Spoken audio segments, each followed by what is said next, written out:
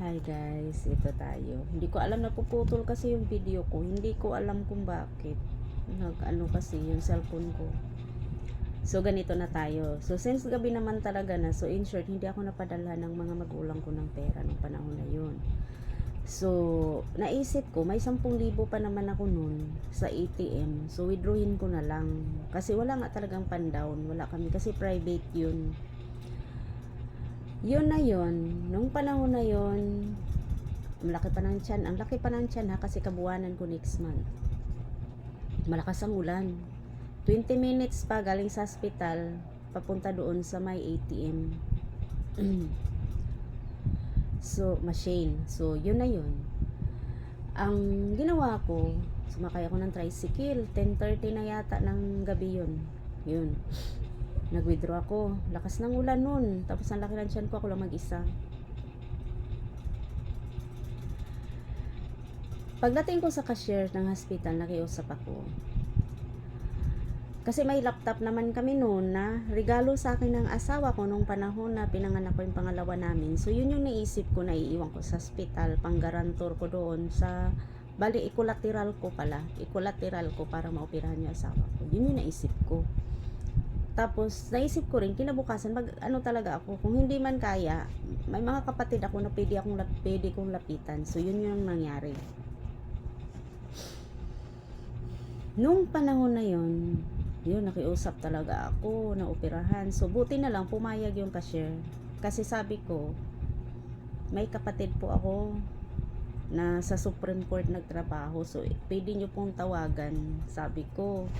Sa Supreme Court, pwede nyo pong tawagan kung nagdadalawang isip po kayo sa akin. I-trace nyo lang po siya, sabi ko. Pumayag siya.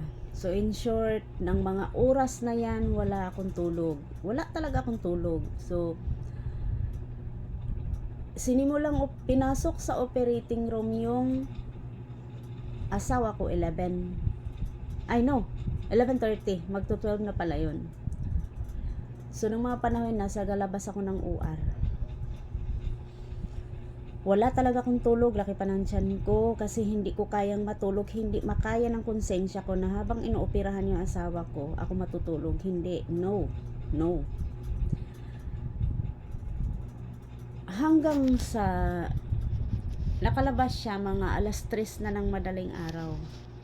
Yun, grabe, pasalamat ko, Lord.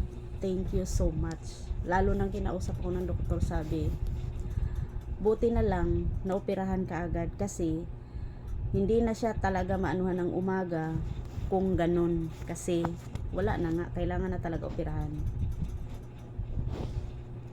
Okay na yon. Nang kinaumagahan na uwi ako sa bahay, siyempre yung kapatid ko nag-aalaga sa mga anak ko, kasi dumating naman talaga siya nang tinawagan ko.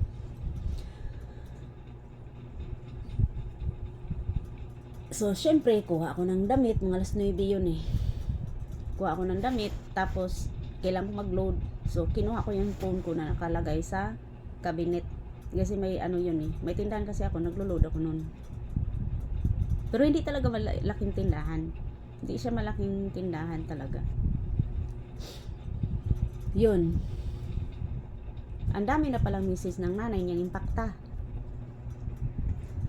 Nang panahon pala na mga nandoon na kami sa hospital, nanghingi pala siya ng load. Nag-message sa akin ng hingi ng load. Nang mga ilang oras na hindi ako naka-reply kasi nga wala sa akin yung cellphone. Iniwan ko sa bahay. Nang mga oras na hindi ako naka-reply ng ilang oras yon, hanggang sa umaga na galit siya. Minura ako. Grabing pagmumura niya sa akin. Ang damot-damot mo, sabi niyang ganun. Ang damot-damot mo. Load lang, hindi ka makapagbigay. Ipira naman ng mga anak ko ang kinakain mo. Oh. Pira naman daw ng anak nila ang kinakain ko. So ako talaga, kinakain ko at ng mga anak mo. Oh, see? So hindi na lang niya talaga kinikwenta. Nakadamang hingi sila sa akin, pinapadalhan ko kahit magkautang-utang pa ako, papadala ko sa kanila. Gano'n ka walang hiya. So, nung panahon na yon, sumama talaga ang loob ko. Kasi wala silang alam sa nangyari. Wala silang alam sa nangyayari. So, ginajudge lang nila ako na hindi man lang silang nagtanong kung anong nangyari at saan ako galing. In short, yun na. Dami niya, minumura ako. Yung dami niyang sinasabi, ako ang nagpaaral sa anak ko, ikaw lang makikinabang. Ganun, ganun. So, sa mga pananalita pa lang, hindi ko alam na sa kabila ng pakikisama ko sa kanila, manghihingi sila, binibigyan. Ha? Ganun pala kasama ang ugali ng mga halimaw. O, halimaw naman talaga tawag ko sa kanila hanggang ngayon. So, in short, bumalik ako ng hospital, naiyak ako doon. Tamang-tama, ano na yun eh, hindi pa, nagising yung, hindi pa yun nakahiga pa yung anak niya pero hindi pa pwedeng gumalaw. Nagising na siya pero hindi pa siya pwedeng gumalaw. So, kaya sabi ko, basahin mo yung text ng nanay mo. Sabi ko siya. Siguro siya, ng panahon na yun, nasaktan din siya. So, yun, sabi kaagad ng asawa ko, hayaan mo, matanda na yan, malapit nang mamatay, wag mo nang patulan, sabi niya ganun. Kasi siguro nagalit din siya kasi ganun yung pananalita ng nanay niya. Ang daming sinasabi na ako nagsakripisyo ng anak ko, ikaw lang nakikinabang, ganun. So wala na yun, fast forward. Sa stress ko siguro, wala akong tulog, wala akong after 3 days nang naoperahan ang asawa ko, naglabor ako nang wala sa oras.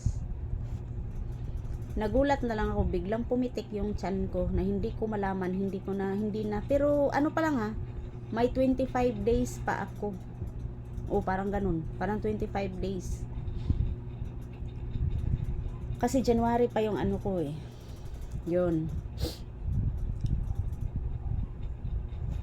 Gumapang ako mula sa ward ng asawa ko papunta doon sa emergency.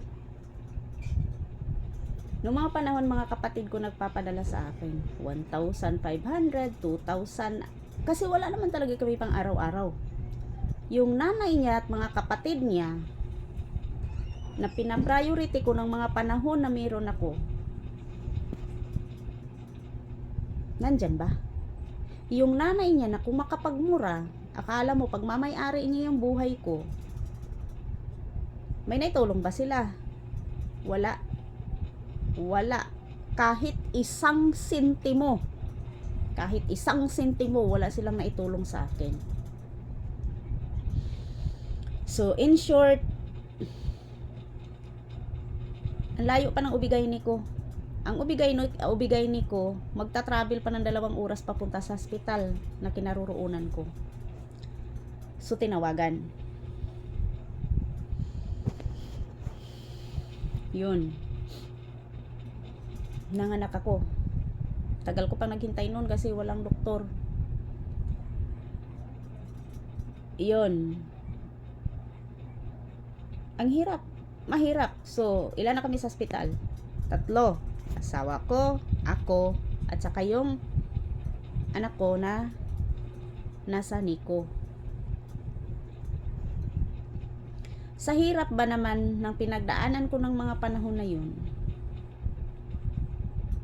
ako lang. Kasi yung asawa ko nakahiga lang naman eh. Ako lang. Utak ko lang ang napapagod nung panahon na yun. Katawan ko lang ang napapagod nun. Nandun ba sila para siraan ako ng kung ano-ano sa mga kamag-anak nila doon? Wala. Wala silang naitulong, wala silang ambag sa buhay ko. Mas ako pa.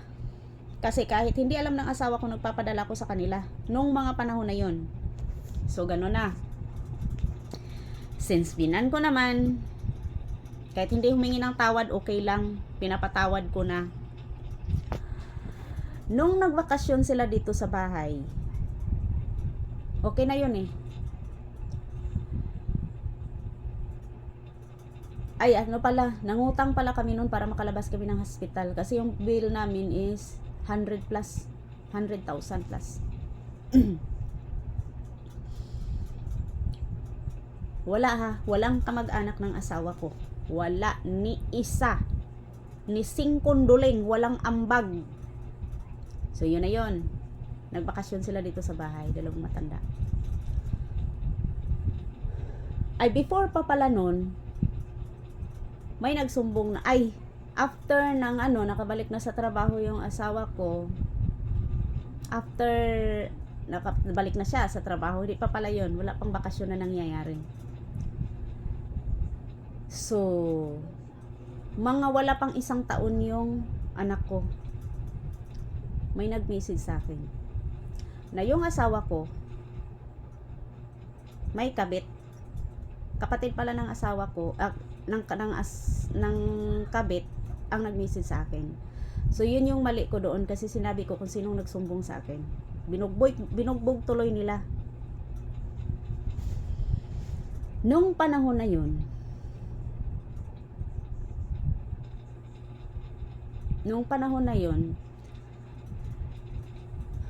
aywan ko, parang ayoko nang bumalik sa dati. Pero kwento ko lang to mga mams.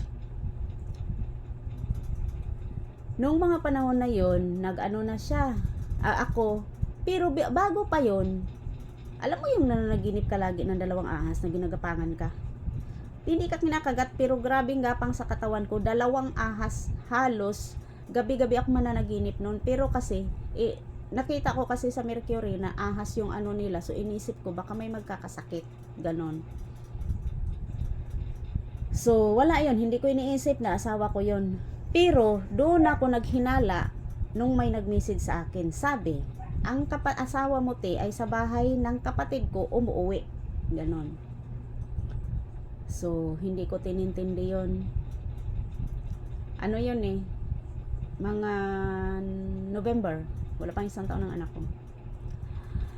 Hanggang sa May ng hanggang sa nag-May ng next year, doon ko na talaga na-confirm, ang asawa ko may kabit. Kahit anong tanong ko, hindi talaga aamin. Walang aamin na nangyayari, walang aminan na nangyayari. Keso hindi daw totoo, baliw daw ako. Keso sino daw gumawa ng kwento, baliw daw, ganun. So sabi, nagdideliryo lang yung utak mo. So tama naman, kasi ngayon ko lang talaga na-realize na ang sinungaling ay hindi na talaga, sinungaling talaga. So hanggang sa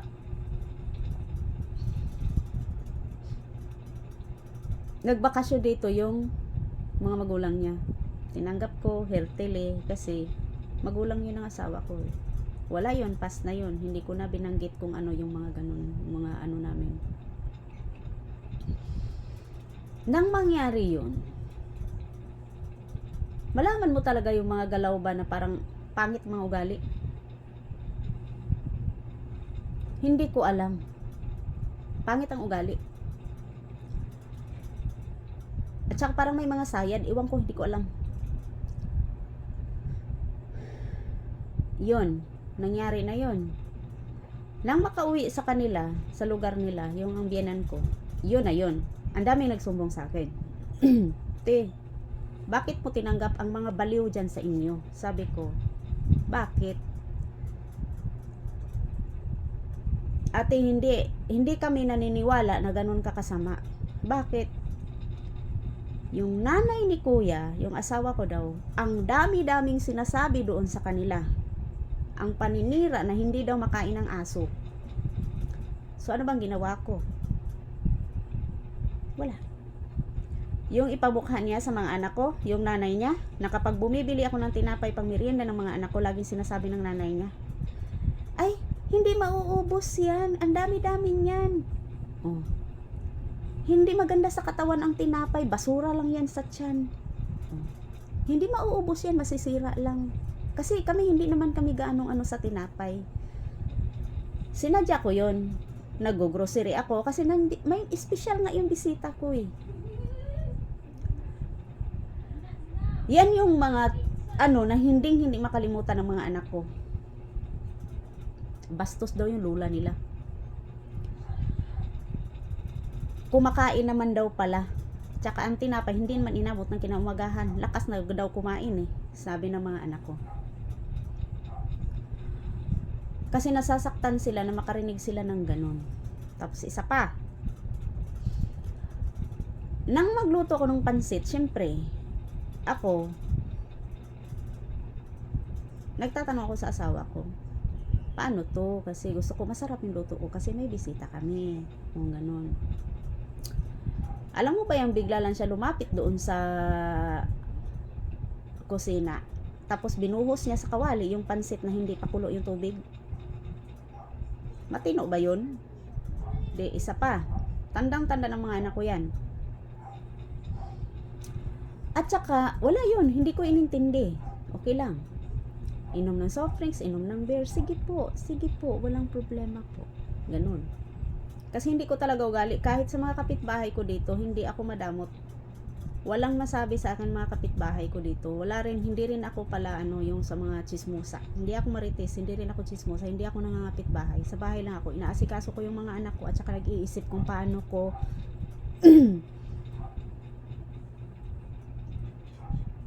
maano yung mga anak ko, ma-provide yung needs nila kasi hindi naman talaga sapat yung sahod ng ama nila kasi ang daming pinapakain ng animal.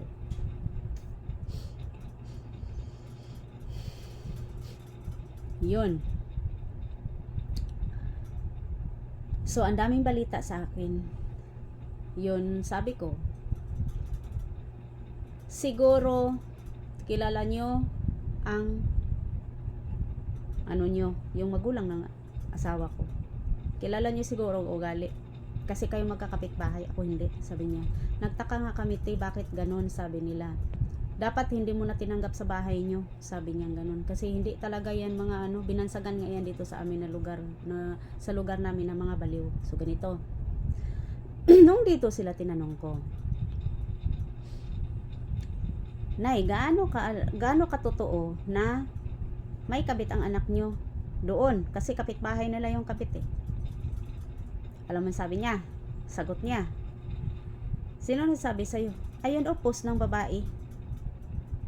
Post ng babae, may relasyon sila ng anak mo. May mga pictures sila Alam mo sagot ng nanay nila, ng nanay niya, hayop na babae niya, ng kapal ng mukha, naninira ng pamilya. Wag kang makinig sa kanya. Demunyeta yan, ganon. Wag kang makinig sa kanya, sinungaling yan, sabi niya ganon. Dami pa niya sinasabi. Kaysa may asawa naman daw, ang landi pa, ganyan. May asawa talaga yun. May asawa daw, malandi. Mga ganon, basta ang dami niyang sinasabi, maduming babae, ganyan. Hanggang sa nakauwi na sila doon. Yun na yun, daming paninira sa akin. Daming paninira. Nakauwi sa bahay nila. Nang mawala ang nang ilang araw mawala ang asawa ko, 10 araw, mga ganyan. Kasi inaano na pala niya yun, niro-route niya. Bago siya nauwi ng bahay, dumadaan muna sa kabit. So, ang ginawa ko noon, ginawa kong progressive ang sarili ko. Nagsikap ako, kahit wala kaming communication, nagsikap ako. Kasi kapag nagte-text ako, tumatawag ako, nagpo-post ka agad ang kabit niya. Ha ha ha ha, kinakantsawan ako. Tapos ang daming sinasabi, mga paninira daw ng asawa ko sa akin. Hindi na lang niya inisip na kung wala ko baka patay na siya. Siguro para maging mabango siya doon sa kabit niya. So nung panahon, todo dinay talaga yung nanay niya, pati yung mga kapatid niya. Todo dinay talaga silang lahat. Hanggang sa na-confirm ko na sa simula pa pala, alam na ng nanay niyang impakta. Yun. Kasi pumupunta pala doon yung mga kapatid niya at magulang niya doon sa kabit. 'Di ba? Hanggang sa yun. Isang beses nag-post ang babae ng mga pictures nila ng pamilya ng asawa ko kasama ang kabit. Nandun sila, nagbanding sila. Pero hindi ko na anuhin kung anong nangyari sa mga panahon na yun na wala kami ng mga anak ko. Next video ko na. Nagbanding sila. So, tinawagan ko yung nanay niya. Tinanong ko, Nay, alam mo pala sa simula pa lang bakit ka nagsinungaling? Doon na ulit niya ako minura sa cellphone. Ano bang pakialam mo? Ano bang pakialam mo? Pinakain naman kayo, hindi naman kayo ginutom. So ganun ang ugali ng nanay niyang impaktang baliw. Hindi naman kayo ginutom, pinapakain kayo, ganyan. Bakit? Ikaw nagpaaral sa anak ko? Ikaw ba nagasto sa kanya nung nag-aaral siya? Ikaw ba ang nagpakain? Ganyan. Ikaw lang nakinabang, sabi niyang ganun. Dami-dami niyang sinasabi. Buti ka nga, laman ng isda ang kinakain mo, isa amin buto. Doon ako sobrang naiyak. Yung tao pala na akala mo totoo, pinapakasamahan mo, tinuring mo pangalawang magulang, walang kwenta pala. Simula nun, gumara na yung kabit sa post nila. Punta doon, mga matanda sa bahay niya, may dala-dala pang sako. Ayuda yun. Tapos, nabasa ko sa cellphone ng asawa ko, binibigyan pala sila. Sabi ng nanay niyang impakta sa anak niya, salamat gid kay kabit, pangalan ng kabit ng asawa ko. Ang dami niyang binigay. May mga vitamins pa dito, ang dami-dami. Salamat gid, kinuha pa kami dito sa bahay. Kasi nga may pira yung impaktang babae na kabit. Kasi nag-asawa ng matanda yun, ginamit lang niya daw yung matanda, sabi.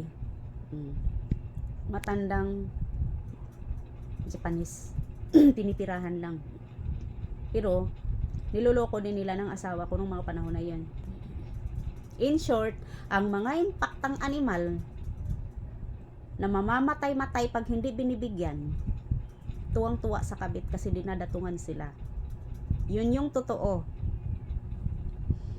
So wala na. Simula noon, hindi na ako nagpadala sa kanila ng pera. Simula noon, hindi na ako kumontak sa kanila. Hanggang ngayon. Ang ginawa ko,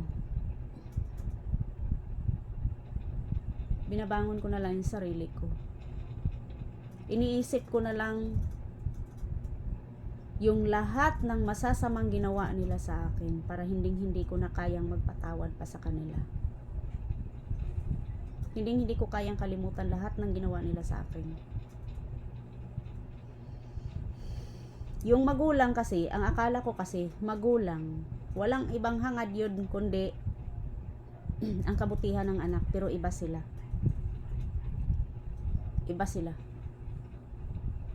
Mga kampo ni Satanas yun. Iba sila. Siyempre, sarap ng kain nila dun. Ganon mga moms.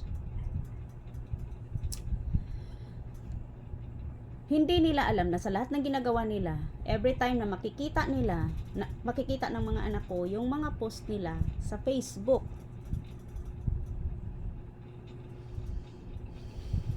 sabi ng mga anak ko, walang kwenta ang pamilya ng papa namin.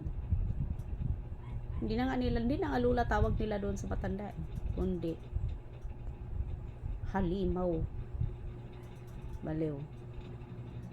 Hindi ko sila tinituruan, pero lumaki ang mga anak ko sa ganong sit-up. Nakikita nila lahat. Kung paano ako umiyak, kung paano ako nasaktan ng mga panahon na yun, wala akong ibang sumbungan. Yung nanay nilang impakta na akala ko talaga totoo at walang alam. Yun pala, pabalik-balik na doon sa bahay ng kabit. Dala pa nga ng sako eh. Bit-bit ng mga sako, may ayuda. Pero okay lang yun mga moms. Hindi naman ako affected na. Diyos ko, sa may mga pinagdaanan sa buhay mga moms, ang haba-haba pa ng kwento ko. May mga pinagdaanan sa buhay mga moms, laban lang.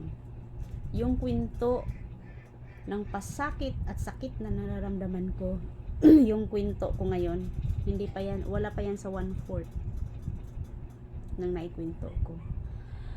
Alam mo yung Sana sa simula pa lang sinabi na ng asawa ko yung totoo.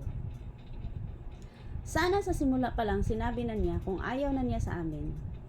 Kahit may mga anak pa kami, tatanggapin ko naman. Sana pinrangkan niya na lang ako na ayaw ko na. Mas madali pa sigurong tanggapin yun. Pero sa ilang taon na ginagago niya ako at ang mga anak ko, hindi nagalit yung nandito sa puso namin. Kundi puot. Puot. Pagkapuot. Yun yung itinanim niya sa puso namin.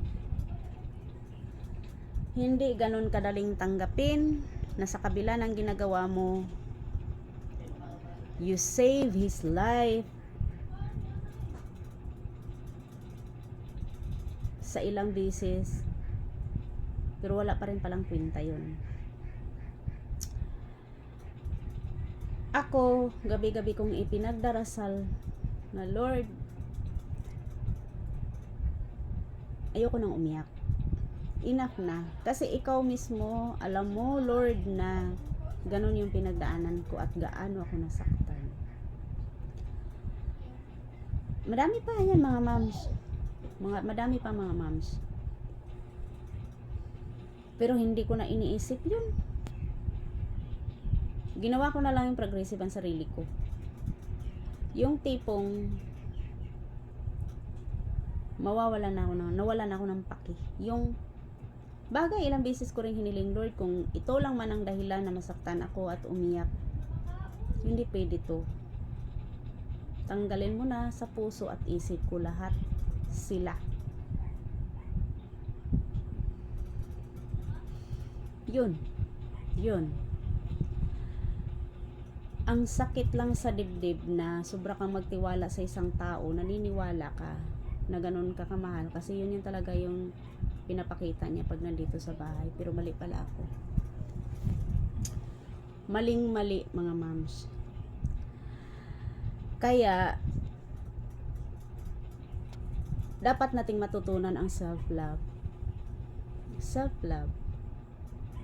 Kapag ganun na yung ako nga nagsisi ako na nagbigay ako ng hindi lang second chance mga sis. Sa ilang taon mga moms, hindi lang second chance, third chance. Madaming beses. Kasi ang galing magsalita eh. Ang galing talaga magsalita. Ang galing magpalusot. Pero, okay lang. I know na God is with me. So, alam kong darating ang panahon na lahat ng ginawa nila sa amin ay aanihin nila. So, kung ano man ang kahihinatnan sa lahat ng ito, I'll make sure babangon kami ng mga anak ko. Ay, unti-unti naman na. Unti naman na.